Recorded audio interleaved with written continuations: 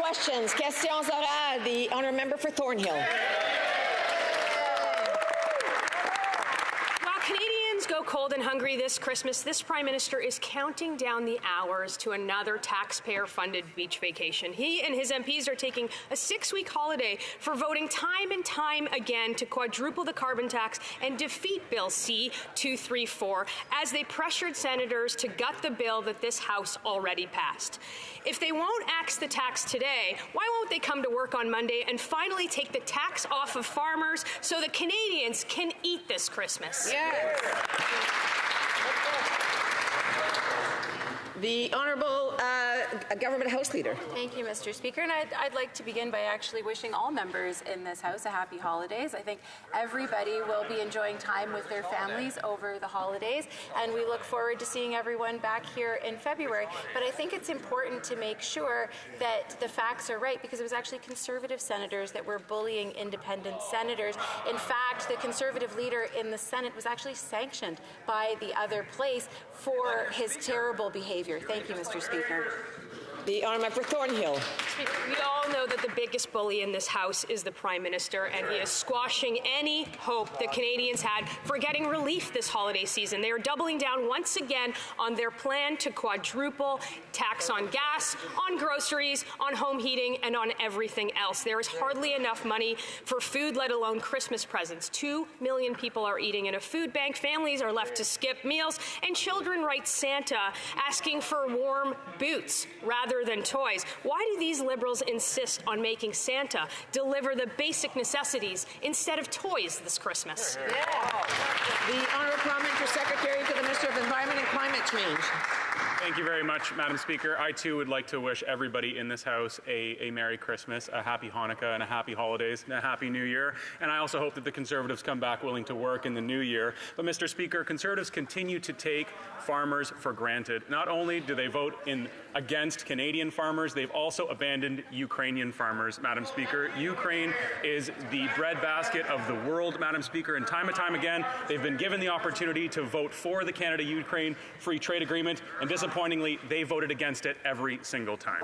Honourable member for Thornhill. Speaker, we're ready to fight for Canadians every single day in this House, despite them not wanting to. And it turns out that Santa's not the only one flying around the world this Christmas. He's got some serious competition from the Environment Minister. Except for the minister doesn't fly a sleigh. He flies on a private jet. From Beijing to Dubai, he burns fuel and taxpayer dollars just to rub elbows with dictators and pop stars. He emits more carbon in one flight than most Canadians do in a whole year, while telling Canadians to pay more carbon taxes. The more he flies around, the higher the tax goes. So will he park the hypocrisy and finally axe the tax? The Honourable Government House Leader. Speaking of hypocrisy, Madam Speaker, we know what the Conservatives wanted to give Canadians for Christmas, and that's cuts to the vital programs and services that they care for. In fact, just last week, they voted against $10 a day childcare. They voted against dental care for seniors and for children. They voted against Operation Unifier, which is an important NATO mission to Ukraine. And in fact, when they refer to Ukraine as a foreign land, they forget that the country that is invading them is Russia, which is a border of Canada as well. And we want to protect our sovereignty here at home. That's what they would give to Canadians. The Honourable Member for Montmagny-Lise-les, Kamouraska-Rivière-du-Loup. Madam Speaker, it's nearly Christmas, and too many families are actually dreading their holiday dinner because prices are just too high. Parents will have to choose between feeding their kids or putting gifts under the tree. And it's upsetting, and it's the result of 8 years of this government's policies with their Bloc Québécois allies who want to radically increase the carbon tax. Will the Prime Minister finally listen to our demand that they axe the tax so that Quebecers can enjoy their holidays? The Honourable Member for the Honourable Parliamentary Secretary to the Minister of Environment and Climate Change. Oh, sorry, the Honourable Parliamentary Secretary for Natural Resources. Sorry. Thank you, Madam Speaker. While the Conservative Party tries to let our planet burn, we will be protecting our communities. While the member for Kelowna Lake Country lets our planet burn, we saw in her own constituency that homes were being lost to forest fires. If my colleague really cares about affordability, he will protect communities from natural disasters. The Conservatives don't care about these disasters. We will protect communities. The Honourable Member. Madam Speaker, I was talking about Christmas and kids' Christmas. Now, in my riding, the Moisson Kamouraska Food Bank is doing extraordinary work, but there's more and more demand. It's up 37% since 2019, and 25% of people who come to the organization have jobs, low-income jobs. After 8 years of this Prime Minister, we can't count on the government or the Bloc to help people. Voting for the Bloc Québécois has a steep price. Will the Prime Minister finally listen to our common sense plan and eliminate taxes so that Quebecers can finally have enough to eat? The Honourable Minister. Thank you, Madam Speaker. I'm very happy to hear my colleagues speak about Moisson Kamouraska.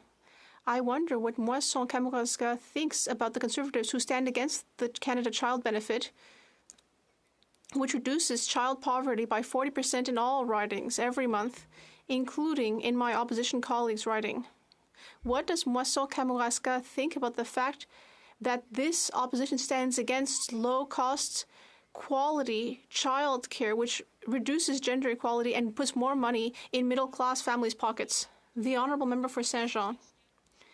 Madam Speaker, the federal government is picking a fight in the area of dental care. Quebec was ready to expand its scope, and Ottawa knows that very well, but Quebec wanted to do so under the RAMQ public plan. But the Liberals and NDP instead decided to choose a private company, Sun Life Insurance, instead of the public plan. Our left-of-centre parties just aren't the same as they used to be. We could simply have had an agreement with Quebec that would have offered better dental care coverage in Quebec.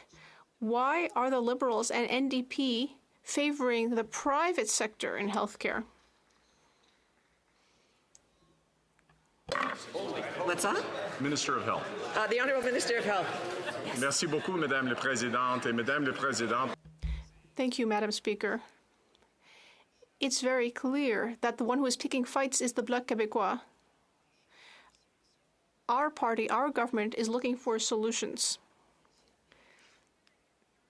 To restart because we can't hear him because I know you all love his jacket and it looks great on him.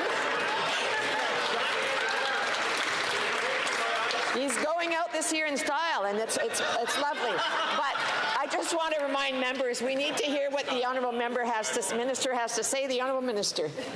Joyce. Yes, happy holidays, Madam Speaker. It's very clear that it is the Bloc Québécois that's picking fights, whereas we are looking for solutions to ensure that everyone throughout the country can access dental care. I had good conversations with the Minister of Health, Minister Dubé in Quebec, and I am certain that we can find a productive solution to ensure that dental care is available everywhere. The Honourable Member for Saint-Jean. We're not picking fights, Madam Speaker. We are instead trying to protect our areas of jurisdiction because that's what it takes to protect our capacity as a nation to make different choices. Quebec wanted better public coverage of dental care, but instead we're going to have more private intervention in the healthcare sector, thanks to the Liberals and the NDP. And this is not just any old insurance company. Sun Life left Quebec in 1978 when they were asked to work in French under Bill 101. Why not respect the will of Quebec? Agree and improve our public healthcare system. The Honourable Minister of Health. Madam Speaker, there is good news. Dental care will be available for everyone throughout the country. Quebecers, Canadians, that's good news. And I wonder why the Bloc Québécois is upset about it. It's really good news for everyone. Yes, there are still details to be refined, and we will speak about that with Quebec to ensure that we reach the right result. But Our goal is to improve the quality of health throughout the country. Westminster Burnaby. We all know Canadians are better off when New Democrats are fighting for them in Ottawa. And here's what we exceeded in fighting for in this session: anti-scab legislation to empower workers to fight for better wages and working conditions. For Indigenous, by Indigenous housing to build suitable, affordable homes for First Nations, Inuit, and Métis peoples. National child care and dental care, putting thousands of dollars back in the pockets of Canadians. While the Conservatives vote to gut and cut these services, New Democrats are delivering results, and we'll keep fighting in the new year. But why does this government always wait for the NDP to force them to deliver? The Honourable Government House Leader. Thank you, Madam Speaker. Look, we are very proud of the record that we have delivering $10 a day child care for families across this country, delivering dental care for low and moderate income children and seniors throughout this country, when we are delivering a sustainable future for Canadians across this country. Madam Speaker, this government is here every day fighting for Canadians, and we are happy to work with any party in this House that wants to support Canadian families, Canadian workers, and the future of this country. Thank you, Madam Speaker. The Honourable Member for New Westminster Burnaby. Thanks to the NDP, Quebecers and Canadians are seeing concrete results: funding for social housing, anti-scab legislation, dental care for millions of Canadians and Quebecers, consumer protections. Just in Quebec alone, nearly 50% of the population will benefit from the NDP's dental insurance. And while Conservatives try to cut services, the NDP is delivering. We know that if we weren't pushing them, the Liberals would drag their feet. Why do the Liberals always wait for the NDP to push them before delivering the help that people need? The Honourable Minister of Health. Thank you, Madam Speaker. And this is why it's so important to work together. To not always simply be attacking, criticizing, and making noise.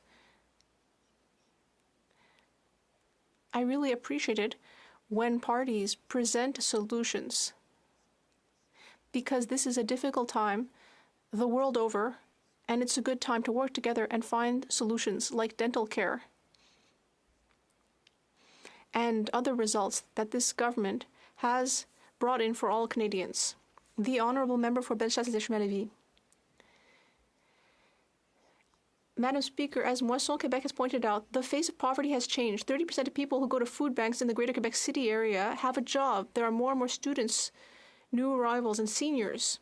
That's the legacy of this Liberal government and its allies in the Bloc Québécois, who want to radically, as I'll remind you, increase the carbon tax, which is making the prices of everything go up.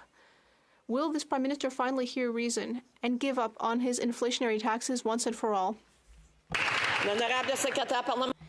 The Honourable Parliamentary Secretary. Thank you, Madam Speaker.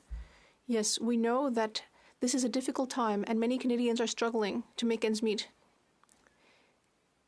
It's especially disappointing, with that in mind, that last Friday the Conservatives voted against measures like, for example, the strategy for a school lunch program. We know that children learn better when they have had a good meal.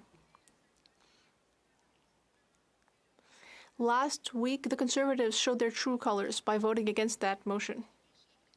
The Honourable Member. I'd like to know what my colleague thinks about our food banks that can barely keep up with demand. For example, La Boucherie Généreuse in Quebec City is preparing twice as many food baskets compared to 2 years ago. That food bank is making miracles, but they still don't know how they're going to manage to get through the next few months. That's the result of the Bloc Liberal coalition. If you vote for the Bloc Québécois, you'll pay a steep price. Will this Prime Minister finally listen and ask the tax to enable families to finally have enough to eat, especially at Christmas, Madam Speaker? The Honourable Minister. Thank you, Madam Speaker. I'd like to thank my colleague for the question. And I'm glad she also mentioned La Boucherie Généreuse in Quebec City, an organization that I know very well, and which is also wondering how the Conservatives can stand against the Canada Child Benefit, which every month reduces child poverty by 40% in the Quebec City region. and which helps almost 400,000 children throughout the country.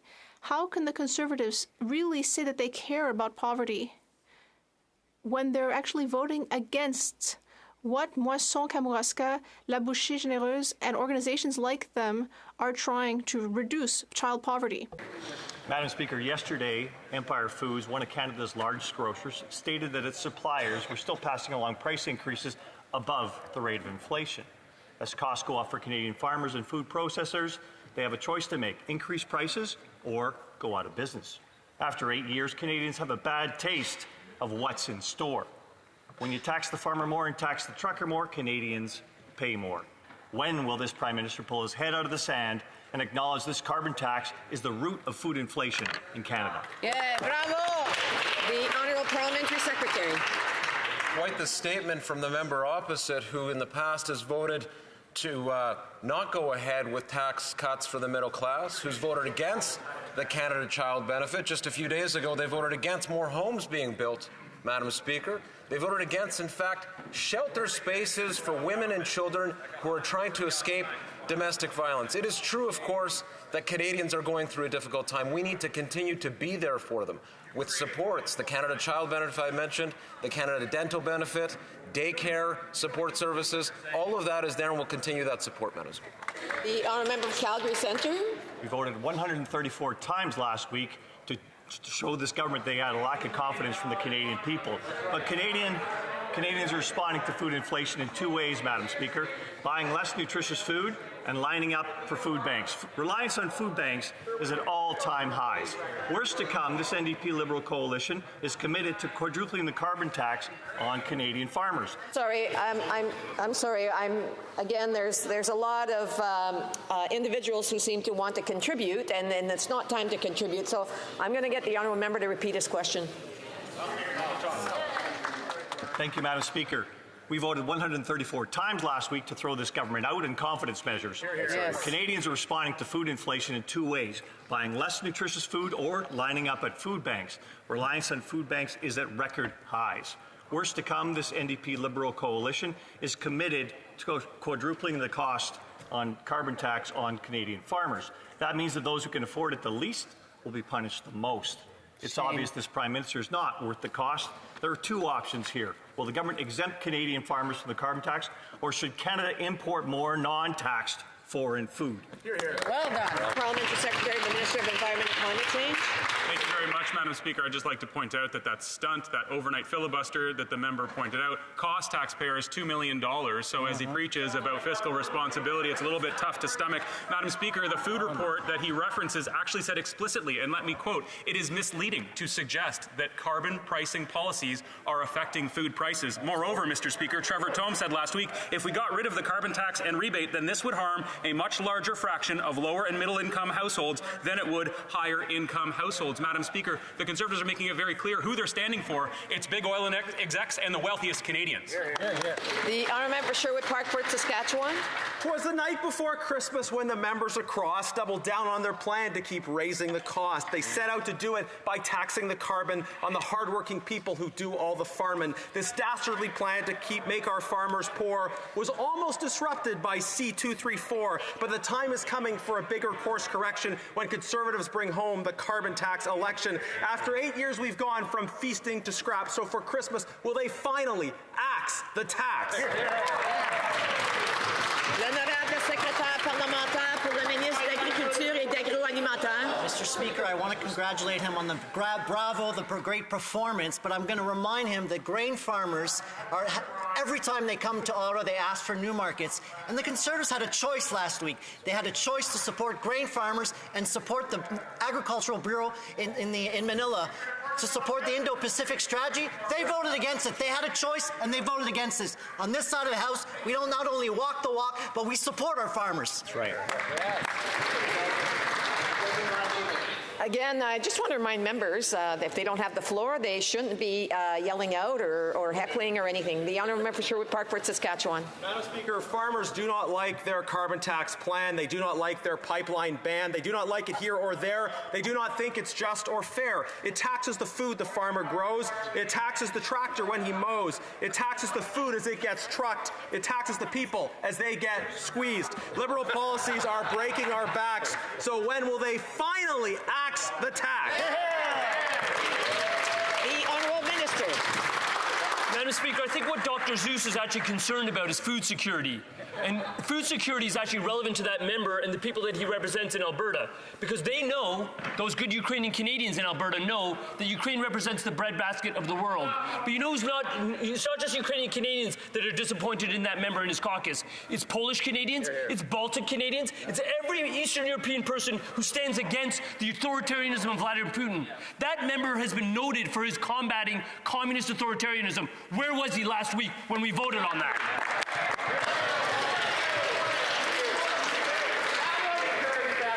Order.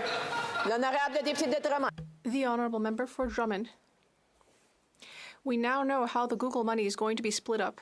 Out of $100 million in the agreement, $30 million will be used for electronic media, $7 million for CBC, and the rest for print media. That is not going to fix the media crisis. Not for newspaper, not for TV or radio, not at all. And $7 million for CBC? Really?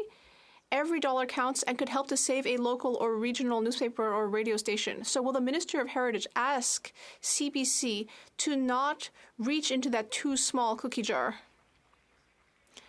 Climate change? Merci, Madame la Présidente. Thank you, Madam Speaker. I appreciate my colleague's question. Last month, we announced a historic agreement with Google. It will be paying our journalists for their important work.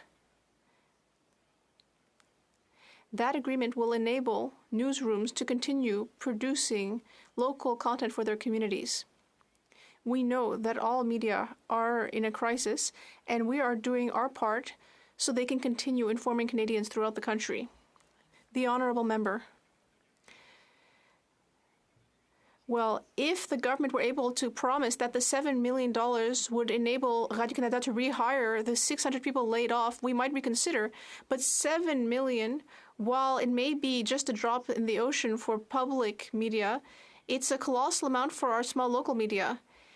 We could easily recuperate $7 million by cancelling Christmas bonuses for the Friends of Catherine Tate or 1 or 2 trips to Australia. Will the government guarantee that CBC will not try to get money from the fund? The Honourable Parliamentary Secretary. Thanks again, Madam Speaker. We know that the Conservatives do not value journalists' work, but that's not the case for us. More than 500 newsrooms have had to close over the last 10 years. And that is why we brought in the Online News Act in order to create a fairer environment for journalists versus the web giants. We are at the final stage of C18. Thank you. The honourable member for Saskatoon West. Madam Speaker, after 8 years, the NDP Liberal government has driven up the cost of food for everyone. Canadians know that when you slap a carbon tax on a farmer and then a trucker, these added costs are going to be paid by consumers. Anthony, a dairy farmer in Saskatoon, is currently paying $55,000 every year in carbon tax. It is clear for dairy farmers that this Prime Minister is just not worth the cost. Does the Prime Minister want Anthony to raise prices on consumers, or does he want him to cut production so Canadians are forced to buy dairy from polluting foreign countries? Parlementaire pour le ministre de l'Agriculture et de l'Agroalimentaire. Madam Speaker, it is Christmas season, and I actually want to thank all the farmers who are providing food for Canadians. But the honourable member is not telling his constituent and his dairy farmers that last week he had a choice. He had a choice to support dairy farmers and all supply managed sector, and he voted against dairy farmers. He voted against the poultry sector. He voted against the turkey sector. Madam Speaker, the Conservatives love to talk, but when it actually comes to supporting dairy farmers and the supply managed sector, they're nowhere to be found. Right. The honourable member for Saskatoon West.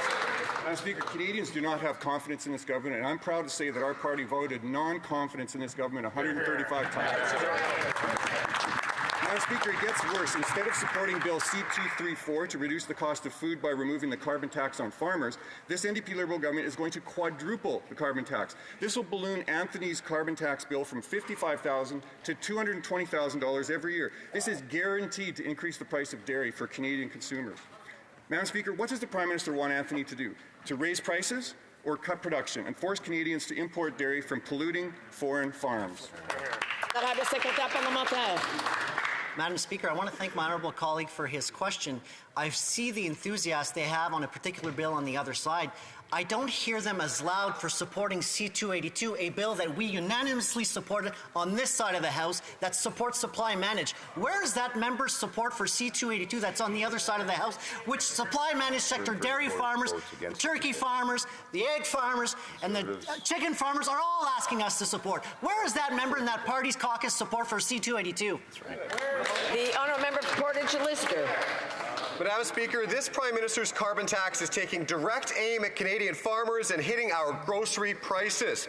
This Liberal government doesn't know Jack, who's a grain farmer from southern Manitoba, who's paying $6,000 in carbon taxes on his most recent bill. And when this Liberal government quadruples their punishing carbon tax, he'll be paying $24,000 in a single month. How will the Prime Minister advise that Jack pays that $24,000? Will he be raising prices on Canadians, or should Jack cut back on production, or should Canadians be forced to import more polluted foreign food from foreign farms? Honourable Minister.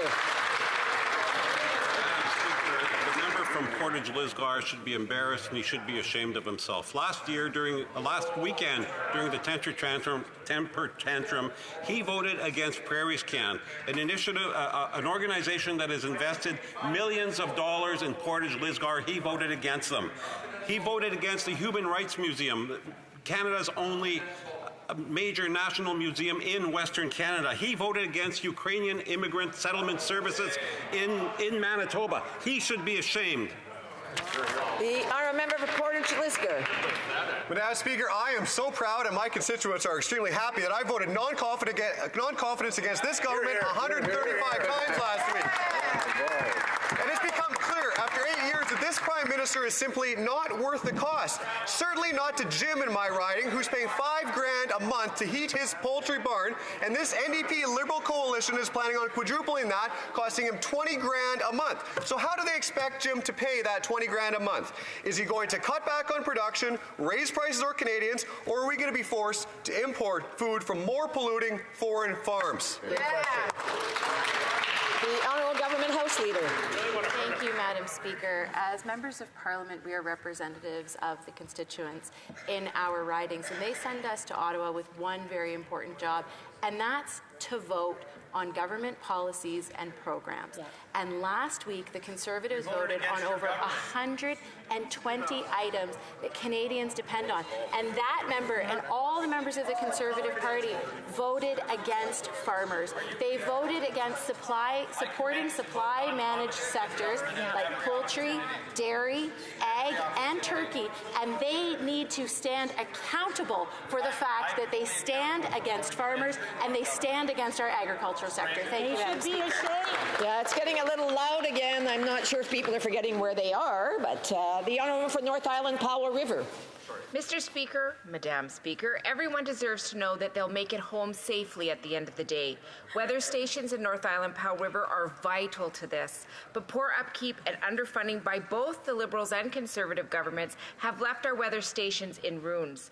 We need real action now to fix this problem. Will the government make sure these weather stations are working or continue to neglect the maintenance of infrastructure people rely on for safety?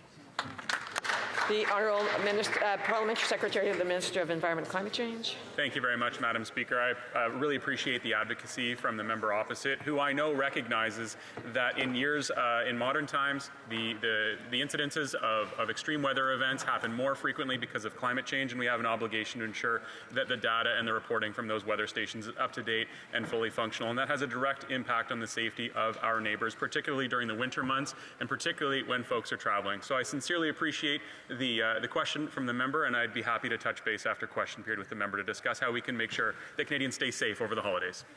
The honourable member for Timmins, James Bay. In 2019, I put forward a motion for a national suicide prevention strategy, and it received all-party support. But since that time, the Liberals have broken their promise to deliver the Canada Mental Health Transfer to the provinces. But I am really concerned that this past week, the Conservative Party voted against the National Suicide Prevention Hotline, as well as voting against clean water on reserves. That would have a huge impact in my region. So we now know the Conservative leader would break any promise on mental health. But I want to know, will the Liberals finally commit to implementing the full national suicide prevention strategy so that people are not playing political games on such important issues as mental health and suicide prevention? The Honourable Parliamentary Secretary. Thank you, Madam Speaker. It is so important question. In fact, I totally agree with him. On a commencé cette stratégie. We started that strategy. We continued the strategy by implementing on November 30th the 988 line, the suicide prevention hotline, which has been very successful so far. The line received calls in its first hours. People are well trained and ready to help Canadians in their difficult moments. Madam Speaker, our government is unwavering in our support for Ukraine, but there are troubling signs internationally and in this House. This week, President Zelensky urged American politicians not to succumb to far-right, MAGA-inspired plans to abandon Ukraine. Unfortunately, we are fighting the same fight here in Canada, with Conservatives voting against the Free Trade Agreement, voting against Operation Unifier, and against military aid for Ukraine. This week, Vladimir Putin said that Western support for Ukraine is waning and that he will win the war. The situation is dire for all of us. Can the Parliamentary Secretary share with Canadians what we're doing to support the Ukrainian people in their fight for their own survival, for global security, and for Canada's security? The Honourable Parliamentary Secretary. Thank you to the member for Etobicoke Centre for his tireless advocacy. Earlier this week, President Biden urged Republicans not to give Vladimir Putin an early Christmas gift and abandon Ukraine. Well, it looks like Christmas came early for the mega-inspired Conservatives right here in Canada. While they're busy voting against trade, against Ukraine, we will not waver. At the International Trade Committee, we heard directly from industry groups, the UCC, and the Ambassador of Ukraine, who supports this modernized trade agreement. I hope our colleagues across the way will take some time over the holidays to reflect, come to a senses, and support this trade agreement with Ukraine. Honourable member for Langley-Aldergrove. Rocky Ridge Turkey Farm in Langley just received their heating bill, $3,000, and shockingly, a quarter of it is carbon tax. And when it quadruples, Farmer Steve's heating bill is going to be 60% carbon tax. It's ridiculous. After 8 years of this NDP Liberal government, it is clear that the Prime Minister is just not worth the cost. So what's his advice to Farmer Steve? Is it to raise prices on Canadians, or is it to cut production so that Canadians are forced to import food from foreign polluting farms? The Honourable Parliamentary Secretary to the Minister for Agriculture and Agri-Food. And I actually want to thank the turkey farmers who are doing an amazing job of providing turkeys for all of us during Christmas. But the one thing that the entire supply managed sector is asking of us is to support C-282. And I know that that caucus is split, but our caucus is unified in terms of supporting our dairy farmers, our turkey farmers, our egg farmers, our chicken farmers. Where's that member's support, and where's that caucus support for Bill C-282 in the other chamber? The honourable member for Langley-Aldergrove. Well, where's the support from the Liberals for Common Sense Bill C-234, which they rejected? A common sense solution to tackling food inflation. Why did this Prime Minister reject supporting Canadian farmers and the citizens who rely on them for a good, safe, affordable food supply? The Honourable Minister. What I want for Christmas is for that member of the Justice Committee and his colleagues to end their antics and stop playing with people's lives. I'm talking about David and Joyce Milgaard's law. That's a law that will change the way we address wrongful convictions and end systemic discrimination. Reversing a wrongful conviction should never be a partisan matter, but filibusters by that member and his colleagues at the committee has made it exactly that. These delays mean that potentially wrongfully convicted people, like Indigenous people and Black people languishing in our prisons, will just languish a little longer. That's reprehensible behavior, Madam Speaker, and that needs to be corrected immediately. The honourable member for Edmonton West. Madam Speaker, Places of worship in Edmonton have always helped with food hampers for those in need, regardless of their faith. Now, after 8 years of this NDP Liberal government, they are seeing record increases of those seeking help. So what's the government's solution? More carbon taxes. One church alone in my riding is facing a bill of $30,000 in carbon taxes this year alone. Government's probably not aware, but they can't pass those costs on to their congregants. So when will this government axe the tax so places of faith can have more to give to families in need? The Honourable Minister of Health. Well, Madam Speaker, I think it's essential that we be straight with people who are going through difficult times. That those difficult times are felt all over the world. And the fact that Canada is doing better than just about any other country in the world is cold comfort to people who are suffering. But what they need is solutions. Solutions like dental care, so that seniors can get the dental care that they need, that 1 million children can get the dental care they need. But of course, the Conservatives voted against it. And so what they do by trying, it's really about not taking action on climate and cutting support for vulnerable people. That's really what this is about, Madam Speaker. The Honourable Member for Abitibi-Témiscamingue. Pardon, the Honourable Member for Beauce. Thank you, Madam Speaker. After 8 years, the costly Bloc Liberal coalition wants to drastically increase the carbon tax, which will drive up the price of all food. They are so out of touch with reality. It costs a lot to vote Bloc. 12,500 requests per month. That is the rate of food bank use in my region. According to the organization Marie Champagne of Moisson in Beauce, that's an increase of 82% over the past few years, and more than a third of these requests are for children. Will the Prime Minister follow our common sense plan to eliminate inflationary taxes and deficits so that Canadians can eat this Christmas? L'Honorable Ministre. The Honourable Minister. Thank you, Madam Speaker. Conservatives are constantly talking about the price on pollution. Well, there are a few things that are very clear. Pollution does exist, climate change does exist, and carbon pricing and pollution pricing will contribute to reducing emissions. The Conservatives are no longer welcome in the Magdalen Islands, and they won't visit the Plains of Abraham either because they voted against the Plains of Abraham. They voted against they're against the Festival of Saint-Tite, but they might be able to visit Bay Saint Paul, where there was a catastrophic event, a disaster, a flood a few weeks ago that destroyed tons of businesses and homes.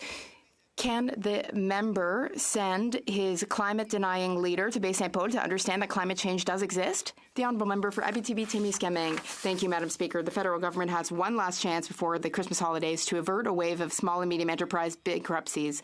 The government must extend the January 18th deadline for repayment of the emergency account without loss of subsidy. At a time when inflation is eating into families' Christmas shopping budgets, at a time when restaurant patronage is down by 20% and bankruptcies have risen 81% since last year, the survival of our main streets and the survival of our small local businesses is at stake. Will the federal government finally please extend the deadline to allow our SMEs to get through the winter? The Honourable Parliamentary Secretary to the Minister of Small Businesses. Thank you, Madam Speaker. The CEBA program provided unprecedented support to nearly 900,000 small businesses and helped keep them open, their doors open and their lights on. Last year, our government already extended the forgiveness qualification deadline by 1 year to the end of this year. We know that times are still tough, Madam Speaker, and that's why our government extended the full loan for another year, Madam Speaker. We are going to continue to listen to small businesses throughout this time, and we're going to continue to have their backs, Madam Speaker. Thank you. The Honourable Member for Abitibi-Témiscamingue. Thank you, Madam Speaker. Madam Speaker, according to Statistics Canada, over 98,000 SMEs don't know whether they will have the cash to repay the emergency account or whether they will have access to the credit that they need. There are 98,000 businesses in limbo. It's not just SMEs that need reassurance before the holidays. It's hundreds of thousands of workers, too. The January 18th deadline is a sword of Damocles hanging over the heads of all of these people. Will the government postpone the deadline to reassure these people that they will not lose their jobs right after the holidays? The Honourable Parliamentary Secretary. Madam Speaker, that is why we are offering additional flexibilities for small businesses to repay their CEBA loans. This includes a full 1-year extension on the term loan repayment deadline, more flexibility on refinancing, and more time to access the loan forgiveness, which is both a balanced and fiscally responsible approach. We know that times are tough, which is why our government will also be cutting taxes for growing small businesses and lowering their credit card fees by up to a quarter, Madam Speaker. Thank you. The honourable member for St. Albert Edmonton.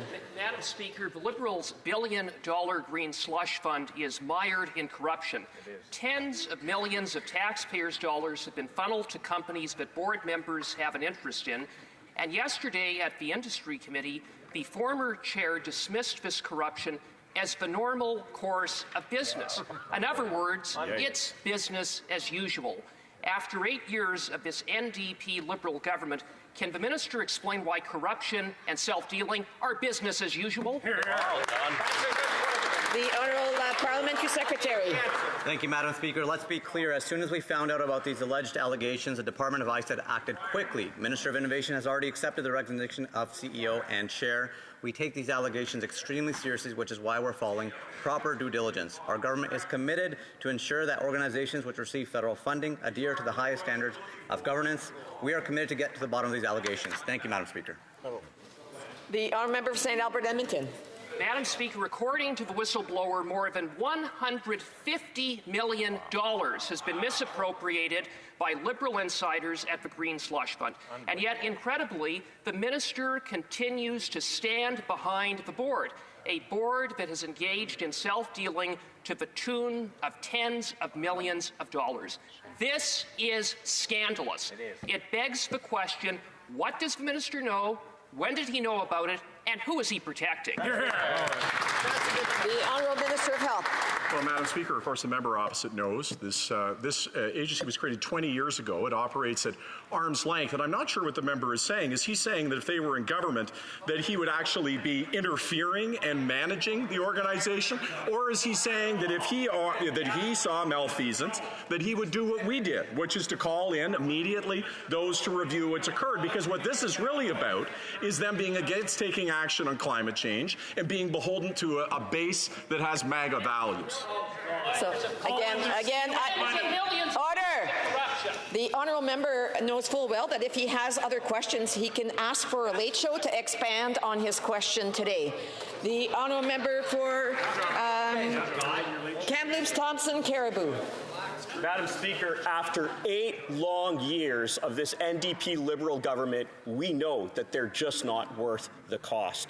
We have this government's billion-dollar green slush fund. And what do we have following that? Over $150 million that appears to have been criminally misappropriated. Rather than word salad explanations of, we're investigating, we can say this: there's an Auditor General investigation. There's an ethics commissioner, or there's an ethics investigation times 2. Why won't they just call in the RCMP? The Honourable Minister.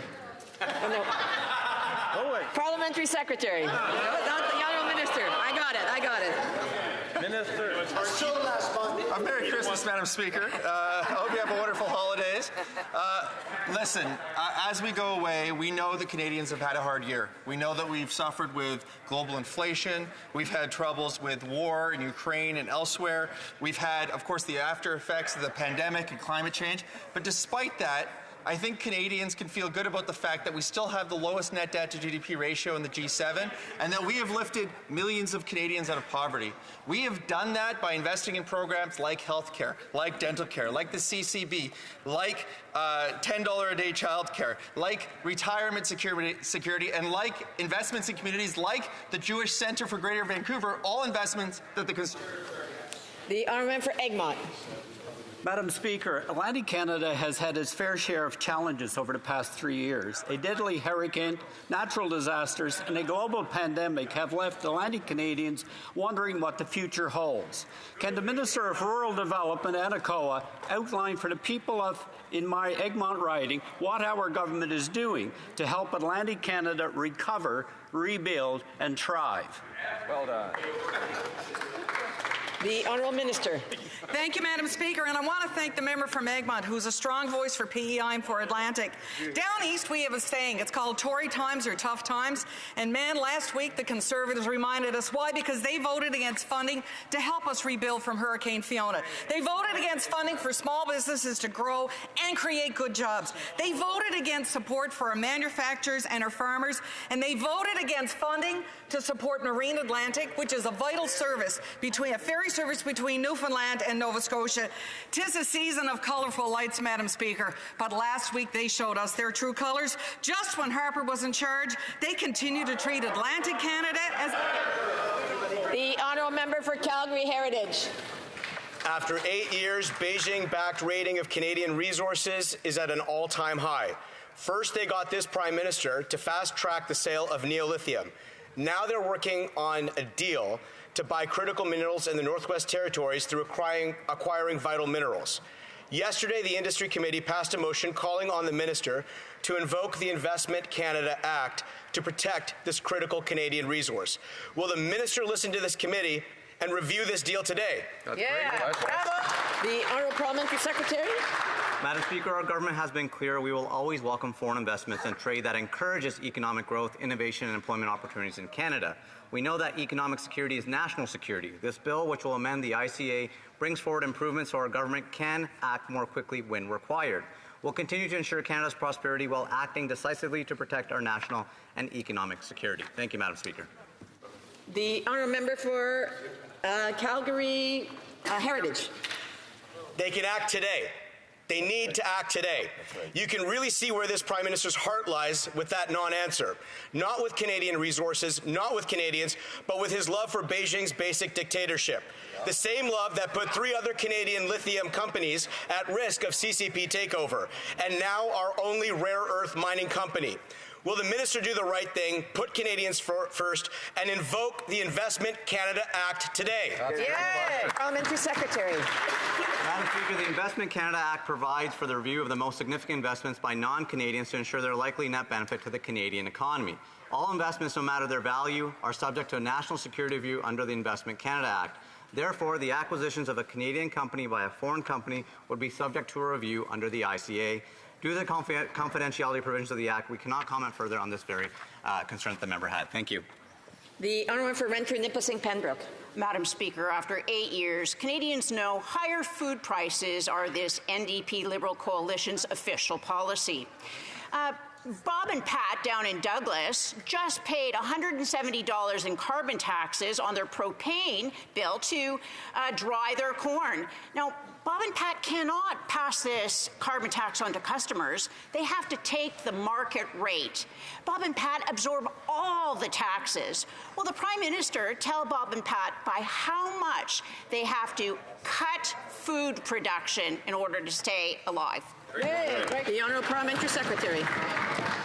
Madam Speaker, on behalf of military families across Canada whose loved one deployed as part of Op Unifier to help strengthen Ukraine, I am ashamed that the member opposite, coming from Pembroke, actually voted against, with every Conservative across the way, against funding for Op Unifier and military families.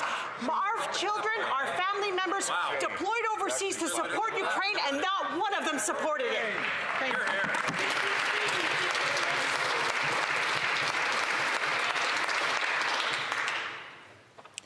The honourable member, Calgary Skyview. Madam Speaker, the world has experienced its warmest year ever, with Canadians facing devastating and deadly wildfires. At COP28, Canada advocated to secure ambitious outcomes to keep the Paris Agreement goal of limiting warming to 1.5 degrees within reach.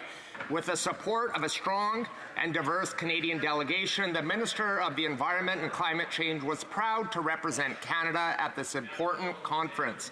Can the Parliamentary Secretary inform this House on the work Canada has done? Excellent question. The Honourable Parliamentary Secretary, the Minister of Environment and Climate Change. Thank you very much, Madam Speaker, and I'd like to thank my honourable and hardworking colleague for his question, but also for his commitment to climate action, Madam Speaker. COP28 was a remarkable meeting, Madam Speaker, where the world came together to commit to lowering our reliance on fossil fuels drastically, in fact, phasing them out, and a commitment to triple renewable energy. And at the same time, Madam Speaker, our government government committed to an oil and gas emissions cap, Madam Speaker, and lowering our oil and gas emissions by 75%. We also committed to bringing forth legislation for nature protection in 2024. Madam Speaker, Canadians can continue to rely on Liberals to be champions for the environment and climate change here in Canada and abroad. The honourable member for Nunavut. The Liberals are putting our coast and Indigenous communities at risk. After spending $31 billion on the TMX pipeline, the Liberals are pushing almost 900,000 barrels of oil through unceded territorial waters of Pacheedaht First Nation. And now the Liberals stopped any discussions with the Pacheedaht First Nation about creating a marine safety center nearby. Why does the minister have no issue handing billions to oil and gas, but can't spend on basic protections for Indigenous communities? The Honourable Parliamentary Secretary to the Minister of Natural Resources. Madam Speaker, reconciliation is always at the center of the work that we do, and we take it very seriously. I want to make sure that we can underline that fact. When it comes to protecting our lands and including the voices of Indigenous peoples, we take that very seriously, and it is at the center of the work that we do. I thank the member opposite for raising her concerns, but we will always be standing for a viable and strong natural resources sector that includes all voices as we move forward. Good job. Good job. And that brings us to the end of the question period. I do want to first, before we go to point of orders, I do want to just, and before everybody leaves, I just want to wish everybody a very Merry Christmas, safe travels. Want to thank the clerks and the pages and everyone that helps us here on the Hill to make sure that it functions well and that we're able to do our work. And I, of course, want to thank the good people of Algoma, Manitoulin, Kapuskasing, and the fact that I became a grandma this morning as well. So. Again, yes, welcome. So it'll be a great Christmas.